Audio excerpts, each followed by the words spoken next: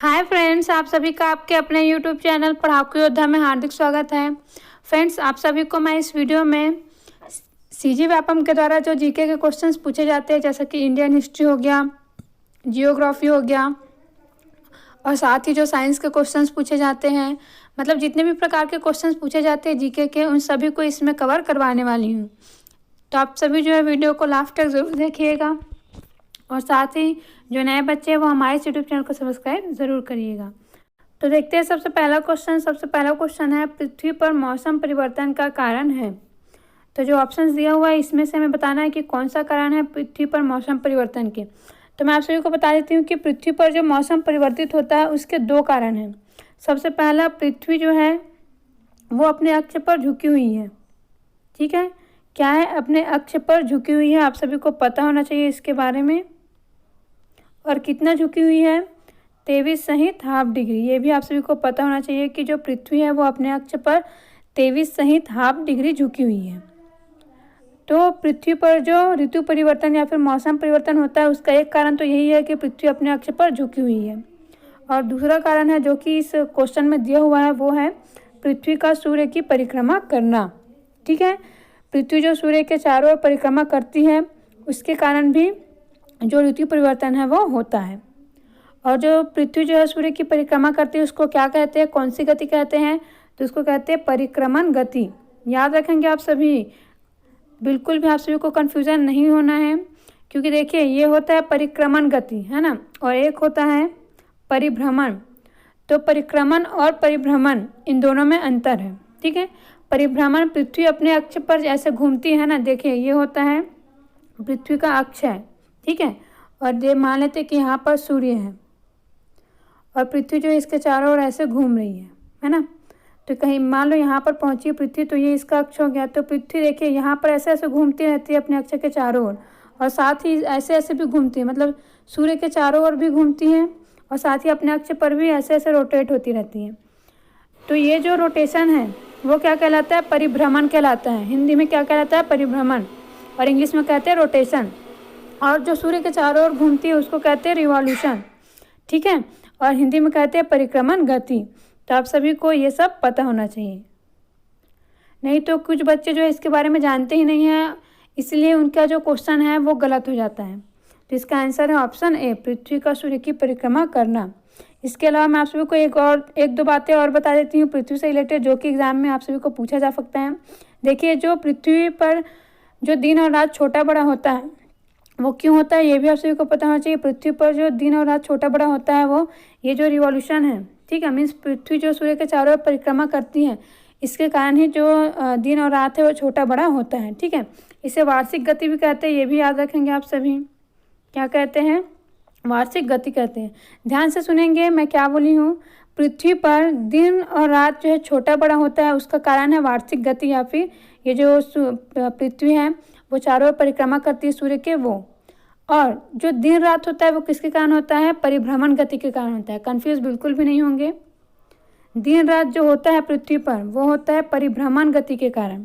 ठीक है, और दिन रात छोटा बड़ा किसके कारण होता है? अगर ये क्वेश्चन पूछा जाता है छोटा बड़ा, तो याद रखेंगे वो होता है पृथ्वी जो सूर्य के चारों ओर चक्कर लगा रही है उसके कारण, जिसे वार्षिक गति भी कहते हैं। क्या कहते हैं? वार्षिक गति भी इसे कहते हैं। अब आगे देखते हैं अगला क्वेश्चन है, शिवाजी के अष्ट प्रधान में निम्नलिखित में से कौन सा अधिकारी सम्मिलित नहीं था? तो कौन सा अधिकारी सम्मिलित नहीं था? बहुत ही ज़्यादा इंपॉर्टेंट क्वेश्चन है, डबल स्टार लगाते हैं इस पर। आप सभी इसको अच्छे से याद रखेंगे। आपके सीजी व्यापम ही नहीं बल्कि सीजी पीएससी के लिए भी वो बहुत ही इंपॉर्टेंट टॉपिक है, जो शिवाजी वाला टॉपिक है वो, है ना। तो मराठा साम्राज्य, शिवाजी से रिलेटेड जितने भी इंपॉर्टेंट पॉइंट्स हैं और सभी उसे याद कर लीजिएगा। और इसका आंसर है बरीद। जो बरीद है वो हम कहाँ पर पढ़ते हैं? उसे हम पढ़ते हैं सल्तनत काल के अंतर्गत। ठीक है, और सल्तनत काल में भी हम कहाँ पर पढ़ेंगे? जो खिलजी वंश है, ठीक है, बहुत ही इंपॉर्टेंट वंश है ये भी, खिलजी वंश। उसमें जब हम अलाउद्दीन खिलजी के बारे में पढ़ते हैं तो अलाउद्दीन खिलजी के द्वारा आप सभी को पता होना चाहिए कि मूल्य नियंत्रण प्रणाली लागू किया गया था। मूल्य नियंत्रण प्रणाली कहने का मतलब है बाजार में जो वस्तुओं का जो मूल्य है ना, वो ज़्यादा वृद्धि ना हो, है ना, उसके लिए जो प्रणाली बनाई गई थी उसी कहते हैं मूल्य नियंत्रण प्रणाली, है ना। और कोई भी व्यक्ति जो है वो बेईमानी ना कर सके, मीन्स बेचने वाले, जैसे कि 1 किलो का अगर कोई सामान ले रहे हो तो उसमें से वो पूरा 1 किलो न दे करके 900 ग्राम दे दिया है ना, मीन्स 1000 ग्राम न दे करके 900 ग्राम 800 ग्राम इस प्रकार से दे देते थे। तो उन सबको कंट्रोल करने के लिए मूल्य नियंत्रण प्रणाली बनाए थे। किन्होंने बनाए थे? जो खिलजी वंश के शासक थे अलाउद्दीन खिलजी, उनके द्वारा बनाया गया था। ठीक है, तो उन्हीं के समय पर एक अधिकारी की नियुक्ति की गई थी, बरीद। ठीक है, जो कि क्या करता था? बाजार से रिलेटेड था, बाजार में मतलब घूम करके देखता था, है ना। तो ये है सल्तनत काल का। सल्तनत काल का जो खिलजी वंश से रिलेटेड जो भी अधिकारी वगैरह है वो भी बहुत इंपॉर्टेंट है, तो आप सभी उसको भी पढ़ लीजिएगा। अब देखिए यहाँ पर मैं आप सभी को अष्टप्रधान जो है शिवाजी का जिसमें अधिकारी शामिल है उसको मैं बता देती हूँ। तो यहाँ पर एक दिया हुआ है सरे नौबत, किसे कहते थे? सरे नौबत सेनापति को। याद रखेंगे किसे कहते थे, ये भी पूछा जा सकता है, सेनापति को कहते थे। ठीक है, इसके बाद दिया हुआ है वाक्यान्विश। ठीक है, यहाँ पर इसको अलग अलग लिखा हुआ है वाक्यान्विश करके, कहीं कहीं व्याख्यान्विश करके भी लिखा रहता है साथ में, है ना। तो ये कौन होता था? ये गुप्तचर विभाग वाला होता था।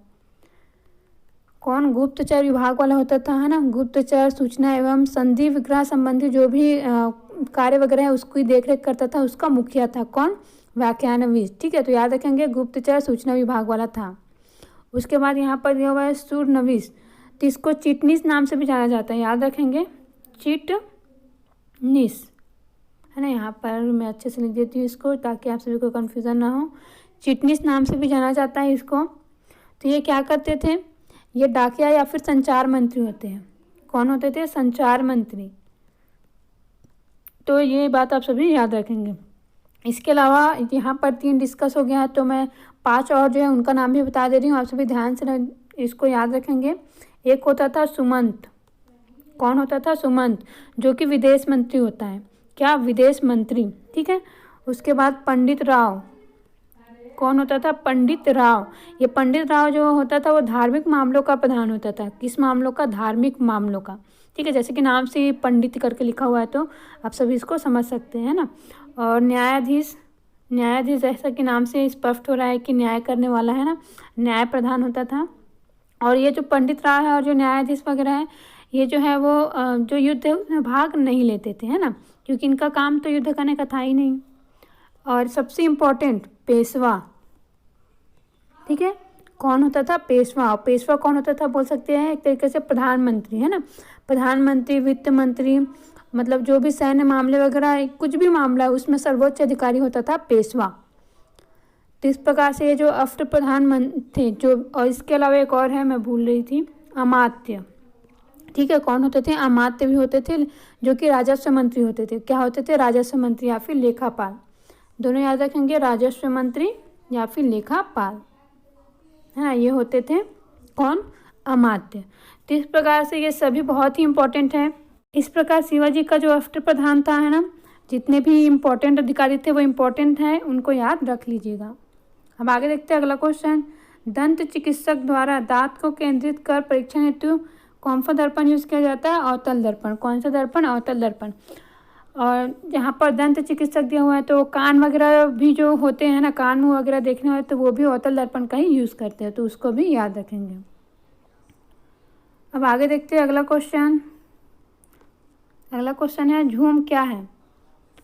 तो ये जो झूम है फ्रेंड्स, है ना, ये कृषि का एक प्रकार है। क्या है? कृषि का एक प्रकार है। जो जनजाति होते हैं ना, वो जो कृषि करते हैं, स्थानांतरित कृषि, उसी को ही झूम कृषि कहते हैं। क्या कहते हैं? झूम कृषि कहते हैं। अब आगे चलते अगला क्वेश्चन देखते हैं।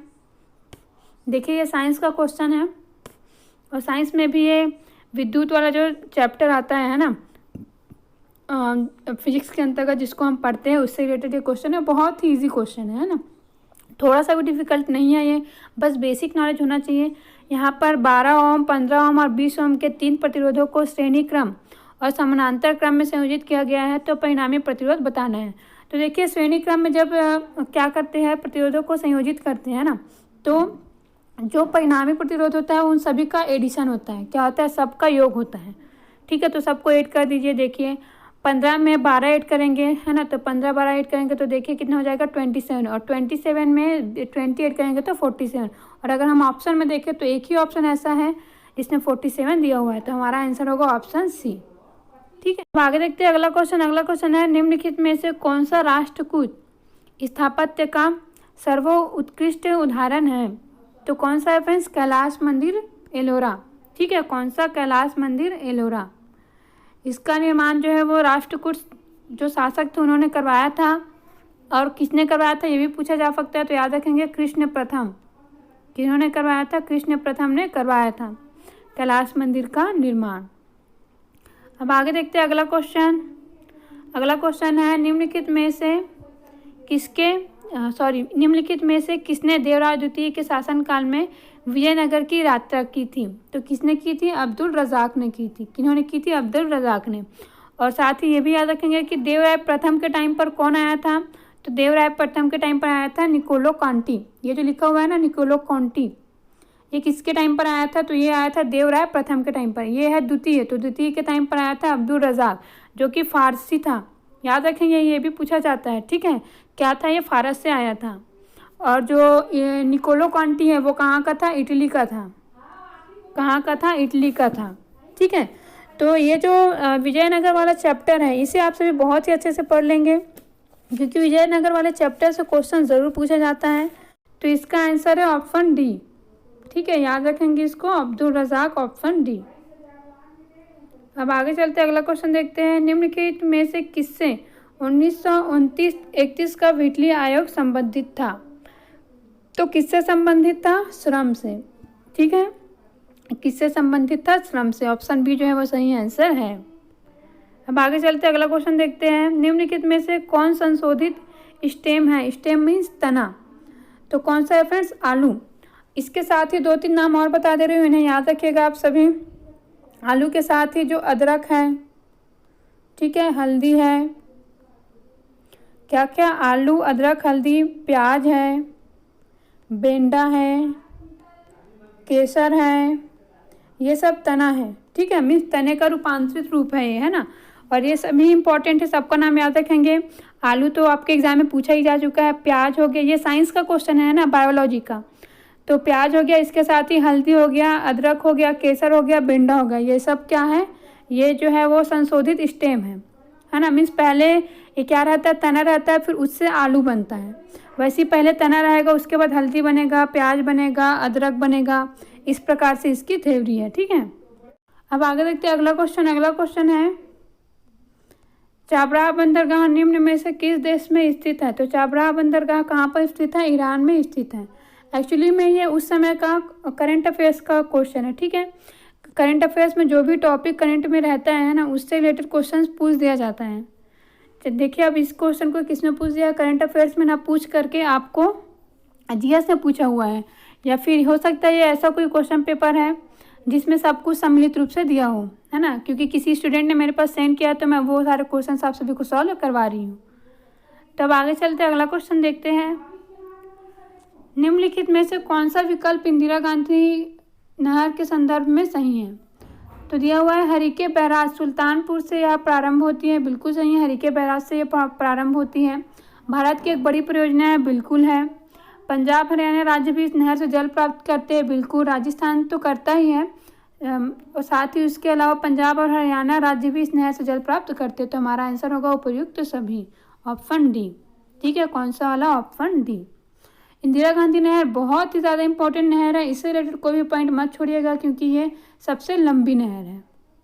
अब आगे देखते हैं अगला क्वेश्चन। अगला क्वेश्चन है पोटेशियम साइनाइड के जलीय विलयन का पीएच मान कितना होता है ना। मीन्स क्या होता है?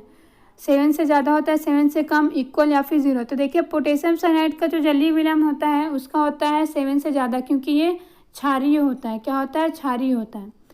ये रसायन का क्वेश्चन है। ठीक है, और बहुत ही सिंपल क्वेश्चन है ये, लेकिन कई बार जो यौगिक वगैरह दिया रहता है उसके बारे में हमें नॉलेज नहीं होता है, इसलिए हम क्वेश्चन को सॉल्व नहीं कर पाते हैं। तो ये जो 7 करके दिया हुआ है, तो एक्चुअली में इसके पीछे थ्योरी है कि 7, अगर किसी का पीएच मान अगर 7 होता है तो वो उदासीन होता है। क्या होता है? उदासीन। अगर 7 से कम है ना, अगर 7 से कम है तो वो क्या होता है? 7 से कम रहता है तो अम्लीय रहता है, जितना कम उतना अम्लीय। और 7 से ज़्यादा है तो क्षारीय। और 7 से 14 तक रहता है, ये जो पीएच स्केल है वो, तो 14 है तो बहुत ज़्यादा क्षारीय। तो इसका आंसर है ऑप्शन बी। क्योंकि ये देखिए ये जो साइन है एक्चुअली में ना, ये साइन इसको मैं समझा देती हूँ, हो सकता है कुछ बच्चे इसके बारे में नहीं समझ रहे होंगे।